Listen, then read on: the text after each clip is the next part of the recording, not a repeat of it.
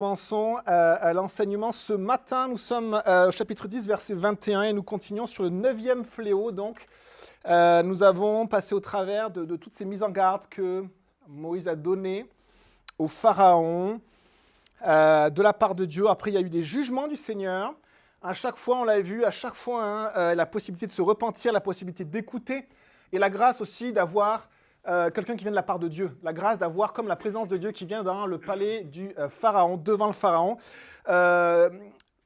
Plaie après plaie, fléau après fléau, neuvième maintenant fois. On lit ensemble au verset 21 de Exode chapitre 10. L'Éternel dit à Moïse, tends ta main vers le ciel et qu'il y ait des ténèbres sur l'Égypte, si fortes qu'on puisse les toucher. Parfois, le Seigneur a prévenu le Pharaon, et parfois, il n'a pas prévenu le Pharaon.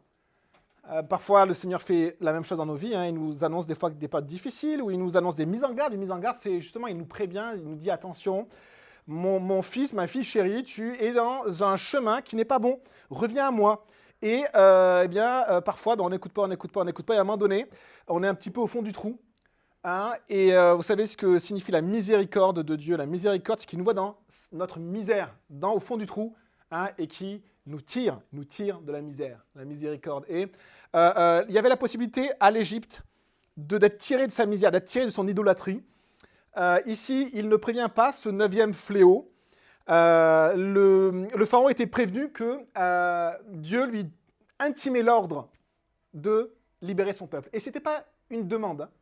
C'était pas si tu permets, eh bien, libère mon peuple. C'est libère mon peuple.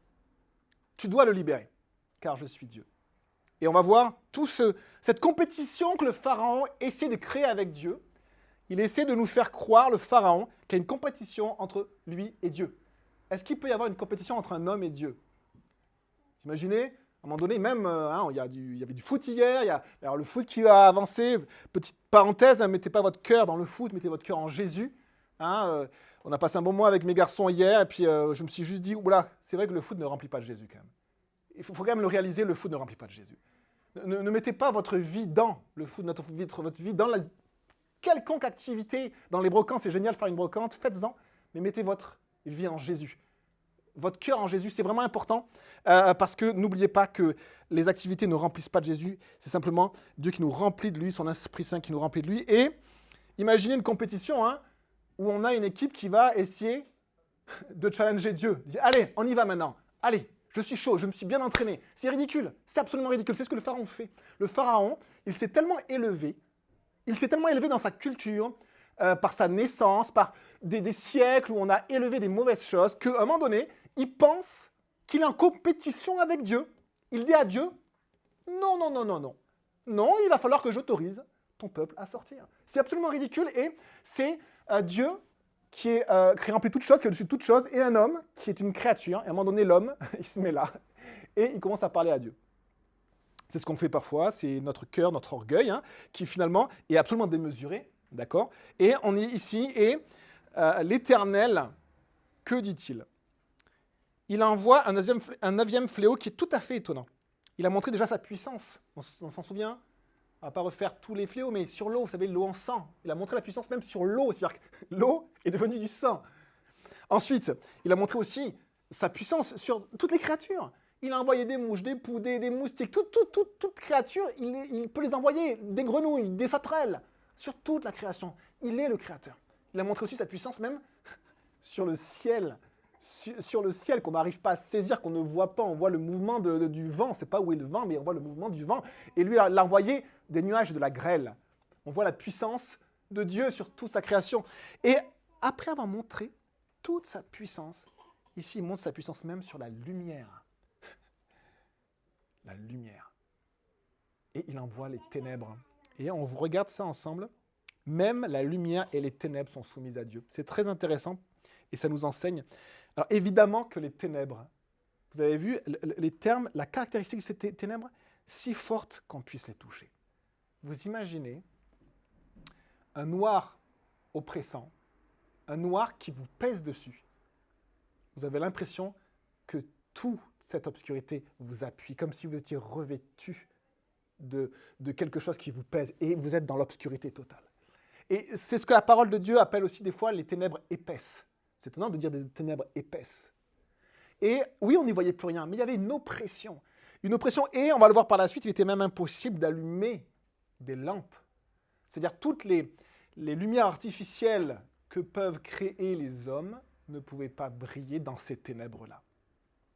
La conséquence de ceci, on le lit au verset suivant, c'est que Moïse tendit sa main vers le ciel, verset 22, il y eut d'épaisses ténèbres dans toute l'Égypte pendant 3 jours. Les gens ne se voyaient pas, verset 23, les uns les autres, et personne ne bougea de sa place. Personne ne bougea de sa place pendant 3 jours. En revanche, il y avait de la lumière partout où habitaient les Israélites. C'est très étonnant ce fléau parce qu'il dépasse.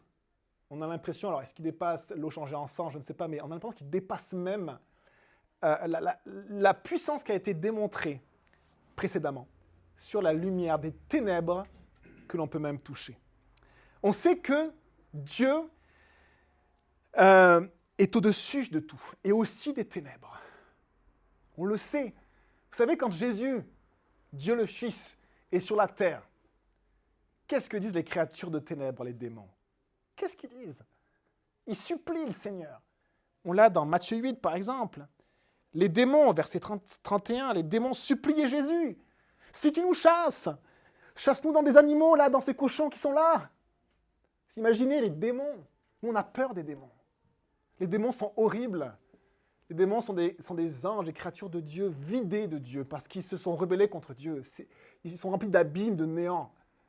Et ils attendent le jugement, ils sont déjà jugés. Et ces créatures qui nous font peur à tel point qu'il y a tellement de sorciers, de rebouteux, de guérisseurs qui vont vers les puissances un petit peu au-delà, jamais vers Dieu, mais ces puissances-là pour essayer d'avoir un petit peu de puissance, c'est des puissances de néant. Et ces puissances de néant, ces ténèbres, mais Jésus-Christ les domine entièrement. Il n'y a même pas de débat, en fait. Il n'y a même pas match. Jésus-Christ Dieu maîtrise les ténèbres, il est au-dessus de tout. Dieu le montre. En un instant, il remplit tout un pays de ténèbres épaisses. Et Dieu est au-dessus.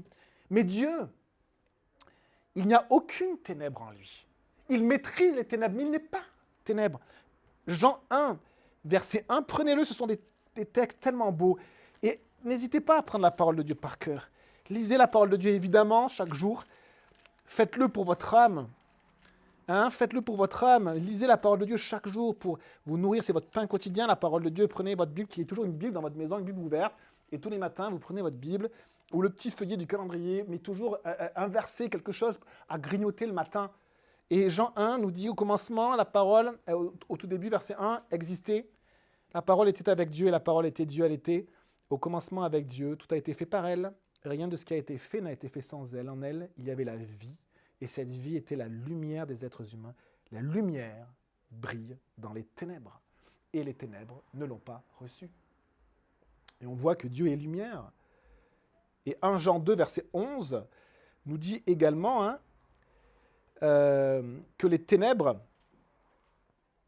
il nous dit, 1 Jean 2, verset 11, « Celui qui marche dans les ténèbres ne sait pas où il va, parce que les ténèbres ont aveuglé ses yeux. » Et c'est intéressant de voir que cet avant-dernier fléau concerne les ténèbres sur un peuple qui refuse Dieu, qui refuse la présence de Dieu. Et il est plongé dans les ténèbres. 1 Jean 1, verset 5 nous dit « La nouvelle que nous avons apprise de lui, de Dieu, et que nous vous annonçons, c'est que Dieu est lumière. » C'est tellement beau de juste penser à ces versets, méditer la parole de Dieu. Cette semaine, juste penser à ces quelques mots. Dieu est lumière, les amis. Dieu est lumière. Et il n'y a en lui aucune ténèbre. Le psaume 139, je vous fais passer dans la parole de Dieu. Prenez le psaume 139 avec moi et regardez finalement l'impact de la présence de Dieu face aux ténèbres. Un homme qui est bouleversé, on pourrait dire qu'il a une crise de foi, F-O-I, et cet homme qui a une crise de foi, dit ceci dans Psaume 139, verset 8. Et juste avant, où pourrais-je aller loin de ton esprit? Où pourrais-je fuir loin de ta présence? Verset 7. Si je monte au ciel, verset 8, tu es là.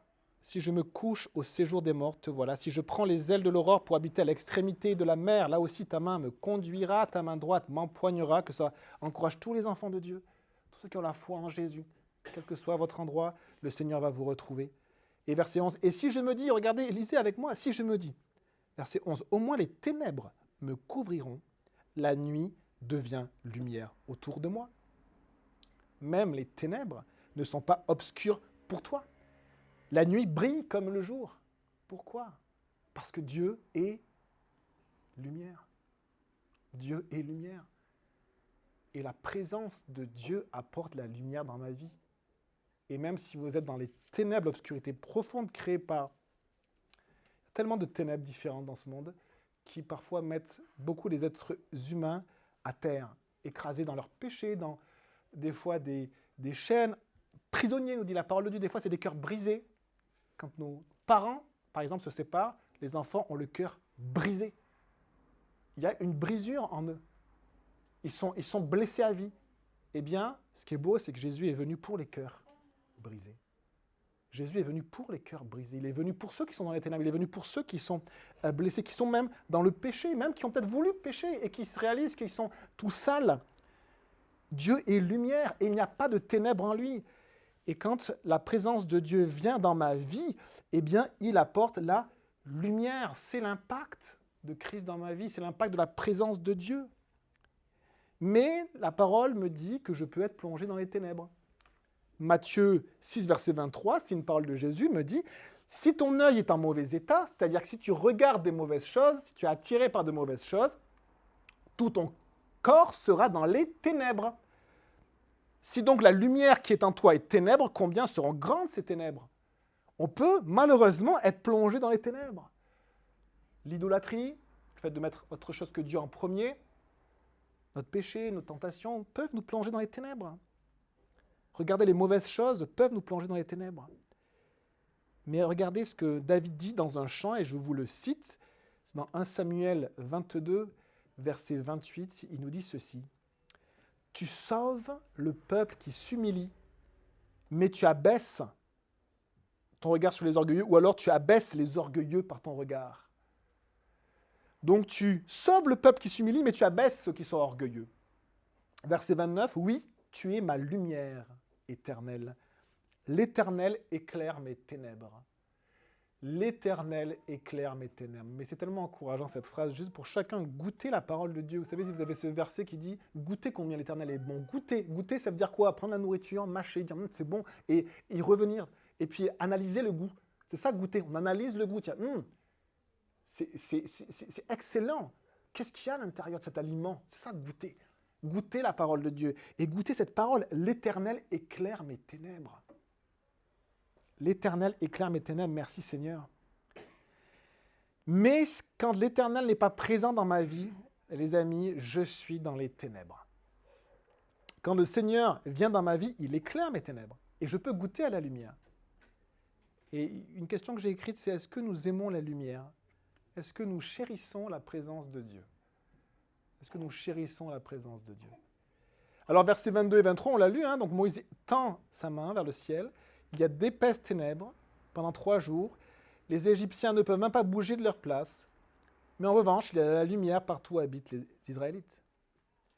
Et qu'est-ce que Dieu avait dit d'ailleurs au cours des fléaux qu'il a envoyés sur l'Égypte? À un moment donné, il va dire ceci, c'est dans Exode 8, verset 18, au cours des fléaux, il va dire, c'était lors du fléau des mouches, je pense le fléau numéro 4, à vérifier, cependant, 8, verset 28, ce jour-là, je traiterai de manière différente la région de Goshen où habite mon peuple, afin que tu saches que moi, l'Éternel, je suis présent dans cette région.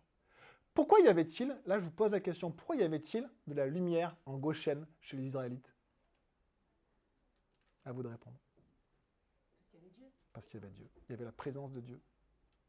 Regardez, je suis présent dans cette région. Et pourquoi il n'y avait pas de lumière chez les Égyptiens? parce qu'il n'y avait pas Dieu. C'est terrible en fait. Il n'y avait pas Dieu. Et ce qui est même intéressant de dire, c'est que vous savez, c'est un peuple idolâtre, le peuple égyptien. Un peuple finalement qui vivait dans son péché, mais aussi dans l'ignorance. La différence entre avant Moïse et après Moïse, c'est qu'avant Moïse, il était idolâtre, il rejetait Dieu sans le savoir. Après Moïse, il rejette Dieu par choix. Et il faut réaliser que quand nous sommes dans l'ignorance, le Seigneur nous envoie aussi sa lumière, nous envoie aussi ses bénédictions. Il envoie la pluie sur les bons et les méchants, il est dit. Et l'apôtre Paul va nous dire d'ailleurs que même les poètes de l'Antiquité ont dit « En lui, nous avons la vie, le mouvement et l'être en Dieu. » Dieu donne la vie à tous. Ceux qui l'acceptent, ceux qui le refusent. Et donc, même la lumière de Dieu, eh bien, tout le monde en bénéficie. On bénéficie de choses qui viennent de Dieu. Mais le jour où Dieu cache sa face, un psaume nous dit, il a caché sa face et nous avons été épouvantés. Quand Dieu cache sa face, quand tout ce qui vient de Dieu, nous ne l'avons plus, eh bien, c'est ce qui se produit ici. Il y a d'épaisses ténèbres qui pèsent sur nous et que l'on peut toucher.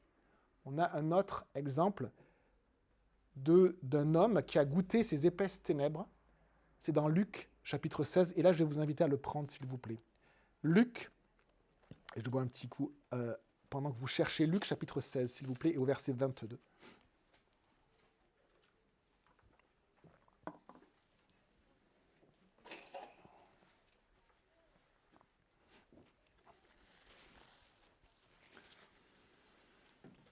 Ceux qui vont dans le séjour des morts, sans avoir reçu la présence de Christ dans leur vie, goûtent à ces ténèbres et goûteront à ces ténèbres. Luc 16, verset 22, nous parle d'un homme riche et d'un homme pauvre. Attention à l'interprétation de cette parabole, ça ne signifie pas que les riches vont aller en enfer, que les pauvres vont aller au paradis. Mais ça signifie qu'il y a un homme riche qui a profité de la vie et qui a refusé Dieu. Il y a un homme pauvre qui a souffert toute sa vie, mais qui a accepté le Seigneur. Et regardez ensuite, verset 22 de Luc 16. Le riche mourut aussi et fut enterré. Dans le séjour des morts, en proie à une grande souffrance, il leva les yeux et vit de loin Abraham, avec Lazare, qui était ce pauvre qui vivait avant sur la terre à ses côtés, qui était son voisin, et pour lequel il n'avait aucune compassion. Il s'écria, verset 24, « Père Abraham, aie pitié de moi et envoie Lazare pour qu'il trempe le bout de son doigt dans l'eau afin de me rafraîchir la langue, car je souffre cruellement dans cette flamme. » Abraham répondit, « Mon enfant, souviens-toi que tu as reçu tes biens pendant ta vie et que Lazare a connu les maux pendant la sienne. Maintenant, il est consolé ici et toi, tu souffres. De plus, il y a un grand abîme entre nous et vous, afin que ceux qui voudraient passer d'ici vers vous ou de chez vous vers nous ne puissent pas le faire. » On a une personne qui se retrouve en enfer ou alors en attente du jugement, mais avec ceux qui n'ont pas accepté le Seigneur. Et ce qu'il décrit, c'est ces ténèbres-là. C'est-à-dire, c'est une absence totale de Dieu. L'absence totale de Dieu, c'est finalement être privé de tout ce que Dieu nous donne. Et les amis, qu'est-ce qu'on a dit? Dieu nous donne la vie. Dieu nous rafraîchit. Dieu remplit, c'est celui qui est tout en tous. Il remplit le sentiment de vide. Quand il n'y a plus rien de Dieu, est terrifiant. C'est le sentiment des démons. Les démons sont vides. Et il y a un sentiment terrifiant quand on est face à un démon, parce qu'ils sont néants. Il y a un abîme, comme les abîmes de la création que Dieu a dû ordonner pour créer et pour mettre de la consistance dans ce qui n'avait pas de consistance. Et donc voici la conséquence de rejeter Dieu, c'est-à-dire, on voit une soif qui ne peut pas être étanchée, on voit une sensation de souffrance intérieure qui ne peut pas être guérie. Et quand on réalise que Dieu m'apporte l'amour, la paix, la lumière, eh bien, on voit que quand on est dans les ténèbres épaisses, on est privé de tout cela. Et donc ici, on a les Égyptiens qui rejettent leur propre créateur. Et on peut se dire, est-ce que nous, on va rejeter notre propre créateur? Et je ne pense pas. Je pense qu'on est là parce qu'on veut justement accueillir notre créateur dans nos vies et lui laisser la première place. Mais ceux qui ne l'acceptent pas vivront ces ténèbres-là. Et c'est un avertissement de Dieu pour l'humanité. il donne juste 3 jours de ténèbres, ce qui devait être terrifiant, 3 jours. Vous imaginez, 3 jours après, les gens devaient être exténués. Ils avaient peut-être dû retrouver un tout petit peu d'eau, un tout petit peu de nourriture, mais ils devaient être exténués après 3 jours de ténèbres. Et Dieu met cet avertissement à l'humanité. Quand on est privé de Dieu, on est privé de tout ce qui vient de lui. Les gens ne se voyaient pas les uns les autres et personne ne bougea de sa place pendant 3 jours. En revanche, il y avait de la lumière partout où habitaient les Israélites. Et donc Dieu montre à la fois la conséquence de son rejet aux Égyptiens, les ténèbres, mais en même temps, il manifeste sa présence au milieu de son peuple, en Goshen. Il y avait de la lumière partout où habitaient les Israélites.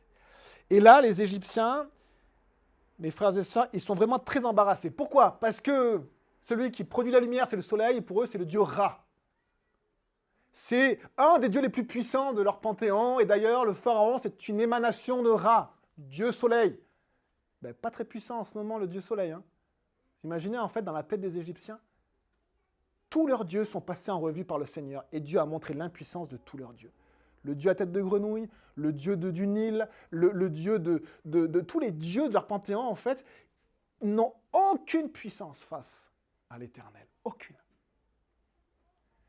Et le pharaon n'a aucune puissance.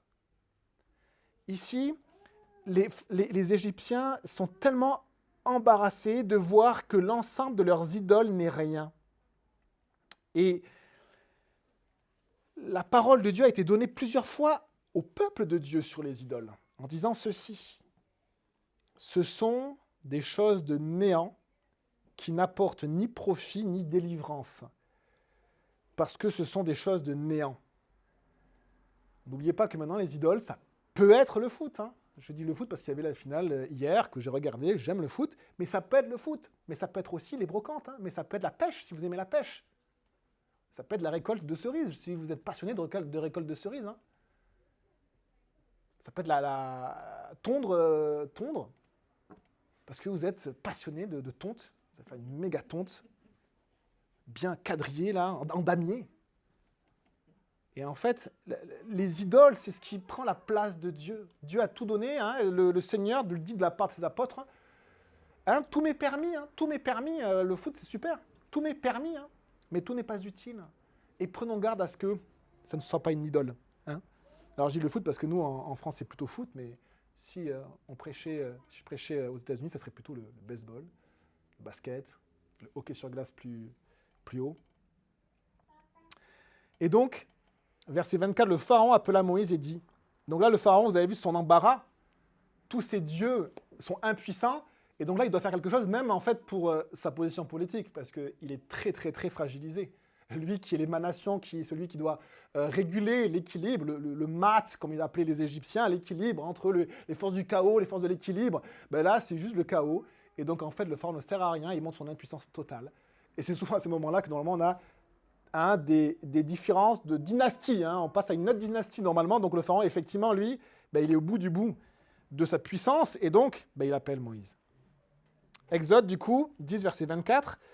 Le pharaon appela Moïse et dit, « Allez servir l'Éternel, seul votre petit et votre gros bétail, et même restera, et même vos enfants pourront vous accompagner. » Que fait le pharaon? Il fait croire à Moïse que c'est à lui de leur autoriser d'aller adorer Dieu. Il fait croire à Moïse, en fait, que aller adorer Dieu doit passer par le pharaon. Et il est intéressant qu'au 4e fléau, le pharaon avait proposé un compromis déjà au peuple, je ne sais pas si vous vous en souvenez, il avait dit « Allez adorer, mais dans le pays, restez dans le pays », alors que Dieu avait dit non, 3 jours de marche dans le désert. Et donc, qu'est-ce qu'avait fait le pharaon? Venez adorer au milieu de nos idoles. Moïse a dit non, c'est pas ce que Dieu demande. Au 8e fléau, le pharaon avait dit, le fléau précédent, ok, allez adorer Dieu dans le désert, du coup, mais que les hommes, pas les enfants. C'est-à-dire, n'impliquez pas les enfants dans l'adoration de Dieu. Ils sont à moi, ils sont à l'Égypte.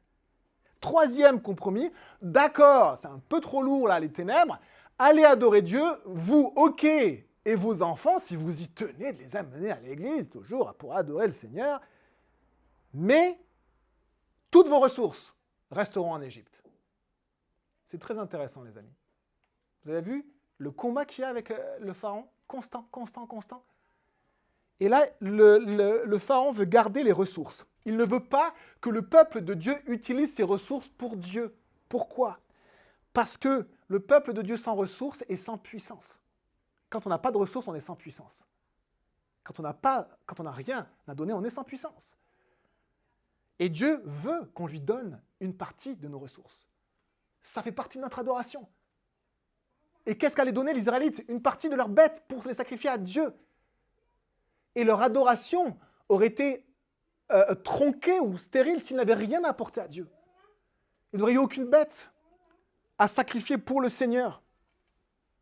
Mais on pourrait se dire quand même, on a quand même avancé dans l'histoire. Parce qu'avant, le Pharaon ne voulait rien savoir, et maintenant, enfin, on peut y aller. Déjà, adorer Dieu, ensuite adorer Dieu dans le désert, ensuite adorer Dieu dans le désert avec les enfants quand même. Moïse est un peu trop tranché, là. C'est un peu un fanatique religieux, Moïse. Hein. Voilà, quand Dieu dit une chose, lui, il est à fond. Hein.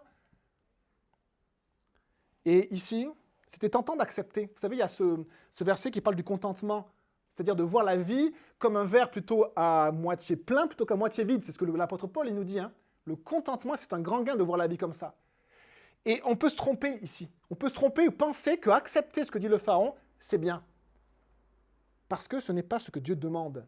Le contentement, c'est d'accepter ce que Dieu me donne, même s'il me donne peu ou beaucoup. C'est ça le contentement. J'ai peu, merci Seigneur. J'ai beaucoup, merci Seigneur. C'est ça le contentement. Mais là, ce n'est pas le cas. Là, c'est d'aller à l'encontre de ce que Dieu me demande. L'ennemi ici vise à diminuer, à réduire la puissance du peuple de Dieu pour le garder encore sous la domination du Pharaon. Ici, ce n'est même pas question de contentement, c'est question d'obéissance en fait.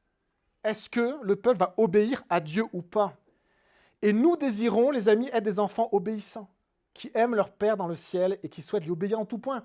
1 Pierre 1, verset 14 nous dit « Comme des enfants obéissants, ne vous conformez pas aux convoitises que vous aviez autrefois quand vous étiez dans l'ignorance. » 1 Pierre 1, verset 22, « Ayant purifié vos âmes en obéissant à la vérité, pour avoir un amour fraternel sincère, aimez-vous ardemment les uns les autres de tout votre cœur, en obéissant à la vérité. » Et donc là, il n'est pas question de contentement, il est question d'obéir à la vérité. Là, les amis, on est tous face à la parole de Dieu, moi aussi, ma famille aussi, mon couple, mes enfants, moi dans mon travail, moi à l'église, moi dans mes loisirs, je suis face à Dieu et face à ce que Dieu me demande, et vous aussi.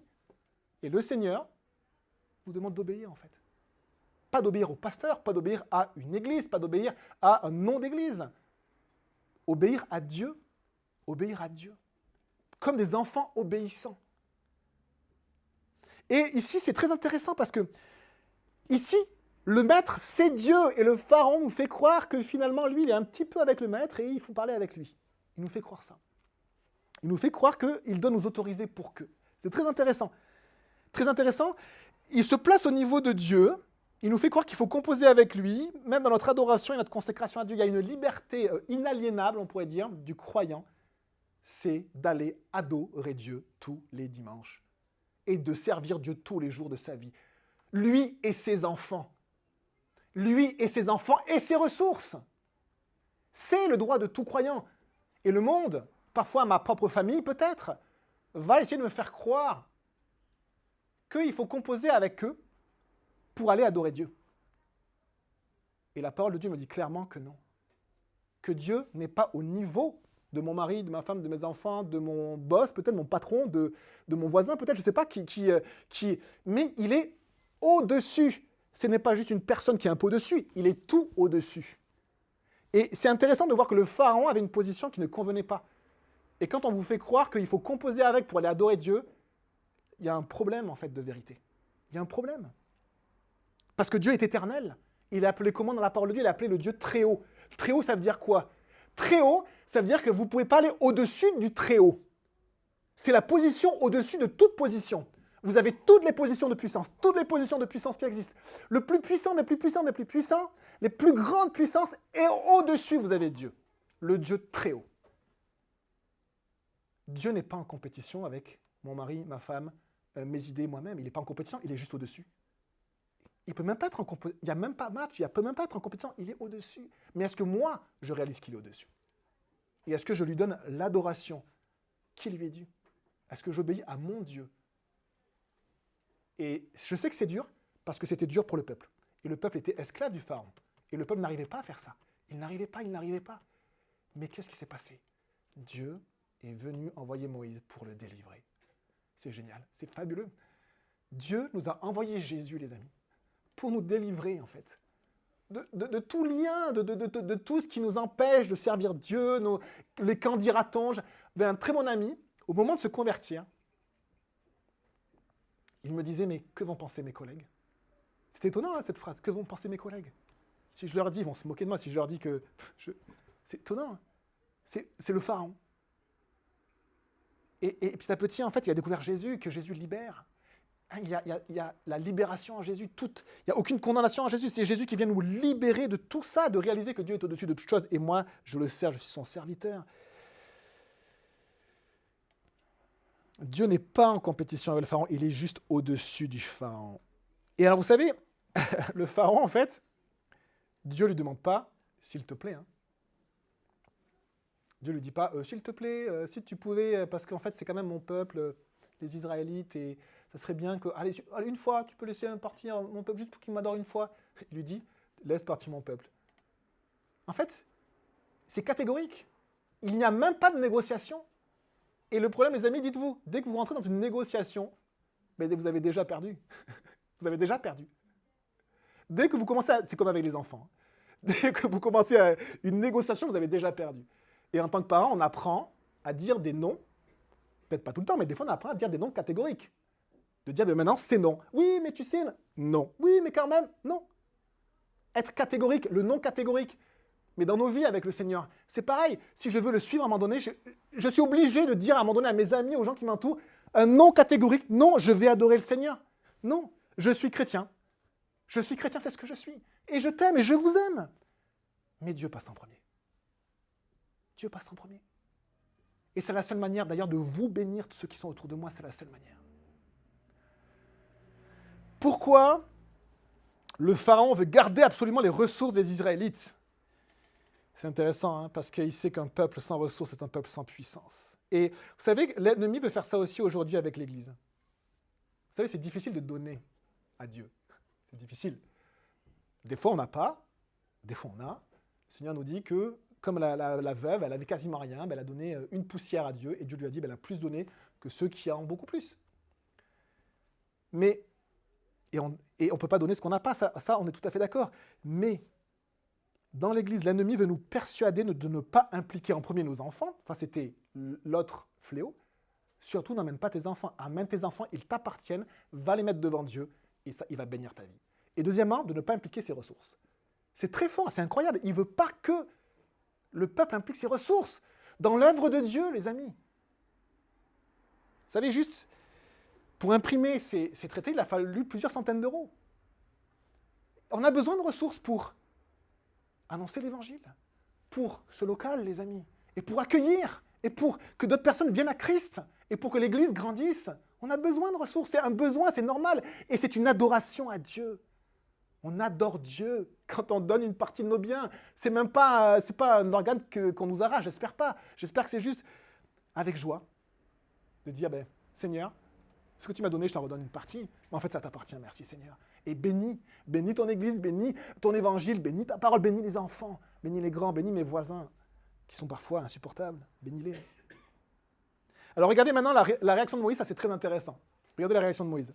Verset 10, verset 25. Il y a ce thème dans la parole de Dieu, et c'est très intéressant parce que peut-être vous vous dites, je n'ai aucune puissance. Le pasteur, il prêche, c'est très beau, ou pas d'ailleurs, mais moi, j'ai aucune puissance pour faire ce qu'il dit. C'est pas ce que je dis, c'est ce que la parole de Dieu dit. Mais, même quand on n'a pas de puissance, les amis, n'oubliez pas. On peut appeler à l'aide le Seigneur, celui qui n'avait pas de puissance, a dit au Seigneur Jésus, viens en aide à mon incrédulité. Je n'y arrive pas, je n'ai aucune puissance, viens moi en aide. Et le Seigneur est venu à son aide. Et regardez, il y a dans la parole de Dieu ce thème d'hommes qui se tiennent à la brèche. Qu'est-ce que ça veut dire des hommes qui se tiennent à la brèche? Ça veut dire que notre vie, ou notre Église peut-être, est comme une ville fortifiée. L'ennemi a cassé une partie de la muraille. Vous savez, dans les sièges, c'est ce que l'ennemi voulait faire. Juste une petite brèche, et ça en était fini de la ville. Parce que toute l'armée ennemie pouvait rentrer dans la ville et conquérir la ville. Et dans la parole de Dieu, il est question d'un moment donné où le peuple a peur, il est sans puissance, et il y a un homme qui se tient à la brèche et qui combat, qui est prêt à donner sa vie et qui ne laisse pas l'ennemi rentrer. Dans les vaillants hommes de David, on le voit. Plusieurs fois, c'est magnifique. Des gens qui avaient des centaines de personnes, le peuple courait derrière pour les hommes, les enfants, les femmes, couraient pour ne pas être massacrés. Et il y a un ou deux hommes qui se sont mis dans un champ et qui ont combattu jusqu'à la mort. Et c'est très très beau de voir ça, parce que là, c'est Moïse. Moïse, et pour nous, c'est qui? C'est Jésus. Jésus, il se tient à la brèche pour nous, les amis. Et nous-mêmes, nous pouvons aussi être des petits Jésus. Les amis, chrétiens, petit Christ, Jésus. On peut aussi se tenir à la brèche. Prier, prier, prier. La prière du juste a une grande efficacité. Vous pouvez faire de grandes choses par un cœur entier pour Dieu. Entier pour Dieu, humble et entier pour Dieu. Dieu peut vous utiliser de manière puissante pour votre famille, pour ce quartier, pour cette ville. Regardez ce qu'il dit. Moïse répondit, verset 25. Des fois, il ne manque pas de toupet quand même, Moïse. Il est devant le pharaon, là. Moïse, il est un peu le berger, un peu, vous savez, puant qui arrive du désert, là. Et d'un coup, il a toutes les effluves odorantes du palais, avec le pharaon qui est magnifiquement bien rasé, avec son tiare, avec là, le petit cobra, là. Il a tout ce qu'il faut. Il a tout ce qu'il faut. Il a ses deux sceptres. Il peut jouer avec. Et il y a juste Moïse qui, avec son petit bâton tout pourri de berger, et qui dit « Tu mettras toi-même entre nos mains de quoi faire les sacrifices et les holocaustes que nous offrirons à l'Éternel notre Dieu. De plus, nos troupeaux partiront avec nous. Pas un sabot ne restera.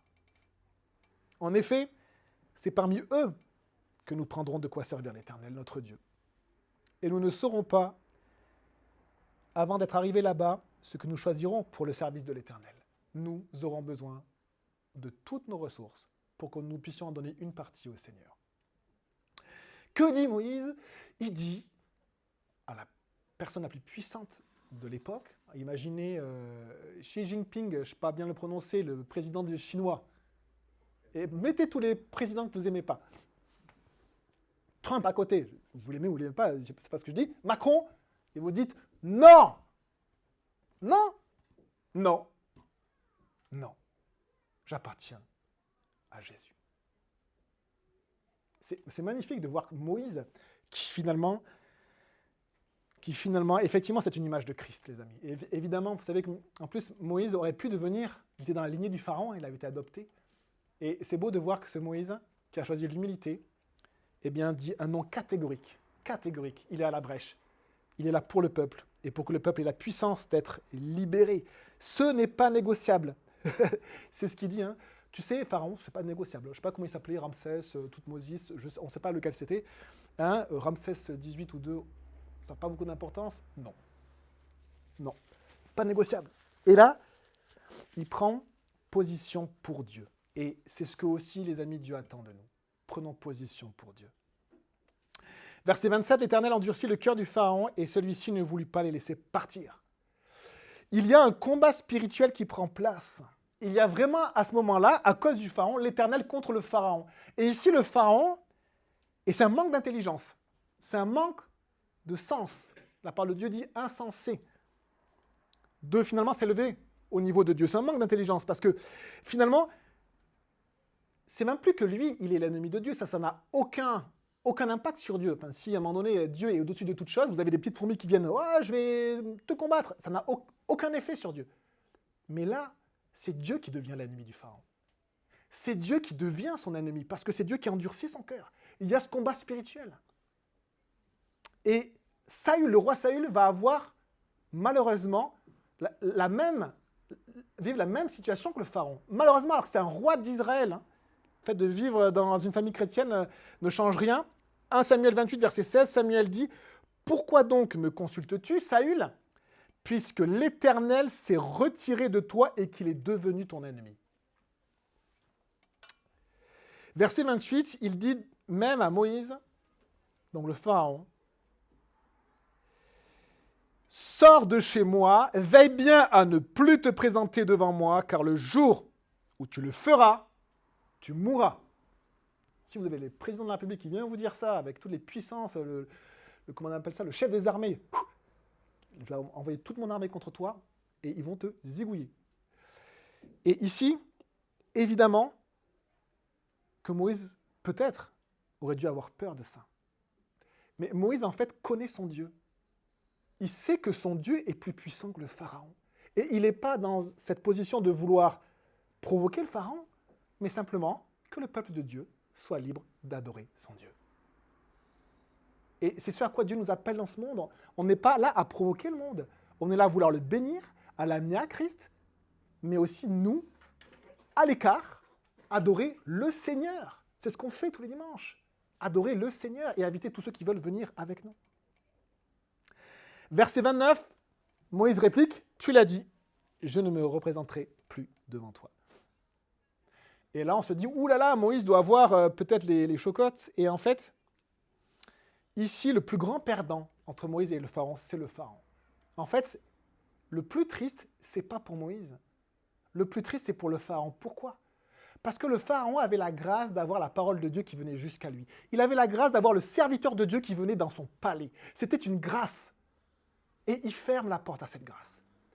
Et quand on ferme la porte à la grâce, les amis, il n'y a aucun moyen d'être sauvé. C'est ce que la parole de Dieu nous appelle aussi, vous savez, le péché contre le Saint-Esprit. Si le Saint-Esprit agit en toi, et si tu fermes la porte au Saint-Esprit, il n'y a aucun moyen que tu sois sauvé. C'est fini. Il faut que tu ouvres la porte. Et là, qu'est-ce que fait le Pharaon ? Il ferme la porte. Et c'est super triste pour lui. Et Hébreux 11, verset 24, on a bientôt fini, nous dit ceci. Hébreux 11 nous dit, on peut le prendre, donc c'est dans le Nouveau Testament. Là, il me reste que 2 paragraphes, il faut juste que je rajoute rien et puis on a bientôt fini. Hébreux 11. Parfois, le fait d'être ferme dans la vérité, les amis, entraîne contre nous une forte opposition. Là, je le dis pour tous ceux qui ont des conjoints non-croyants ou qui ont un contexte de vie difficile, sachez, et c'est une réalité, hein, même dans votre travail, vous pouvez même une famille croyante, mais votre famille autour de vous également va mettre une opposition contre vous, c'est possible aussi. Ou alors ça peut être même dans votre travail, vous êtes chrétien dans votre travail et vos collègues ou même votre chef va mettre une opposition contre vous, c'est possible, ça peut être vos voisins, quelle que soit votre situation. Quand on prend position pour la vérité, parfois ça entraîne une forte opposition contre nous. La parole de Dieu nous dit d'ailleurs que quiconque veut vivre pieusement pour Jésus-Christ sera persécuté, c'est-à-dire vivra cette opposition. Hébreux, chapitre 11, Moïse, en fait, avait choisi de souffrir. C'est très étonnant, mais on va voir finalement en détail, parce que c'est une souffrance qui, normalement, doit nous encourager. C'est assez contradictoire ce que je dis, mais on lit ensemble. C'est verset 24, pardon, chapitre 11, verset 24.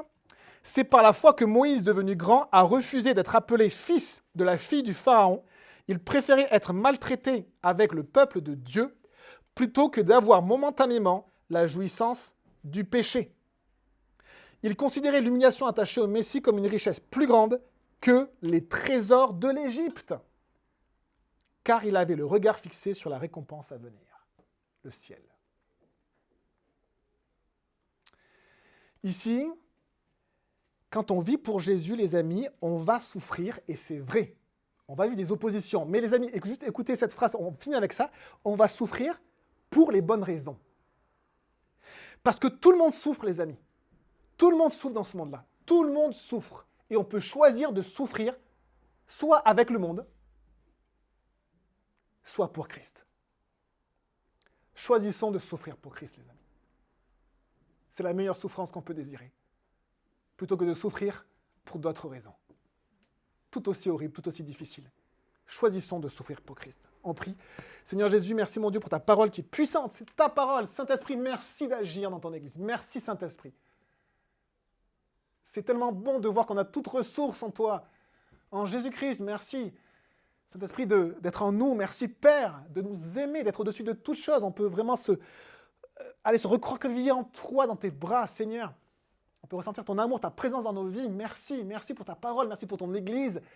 Aide-nous juste à grandir, Seigneur. À grandir en tant que croyants, s'il te plaît. Et juste à réaliser, Seigneur, que, on va le chanter juste après, on n'est plus esclave. Tu nous libères en Jésus, on n'est plus esclave, Seigneur. S'il te plaît, aide-nous à nous libérer de tout esclavage et être des adorateurs, des serviteurs du Dieu vivant, entiers, entier, pas partiel, pas à moitié, mais entier pour toi. Pas tiède, mais bouillant pour toi, Seigneur. C'est ce que tu attends, qu'on puisse apporter toute notre adoration, nous, nos enfants, avec nos ressources, Seigneur, mais que ton nom soit béni.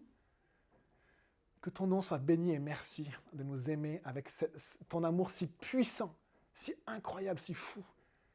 Cet amour déversé en Jésus-Christ, que ton nom soit vraiment béni. Amen. Et je vous invite à vous lever pour le dernier chant.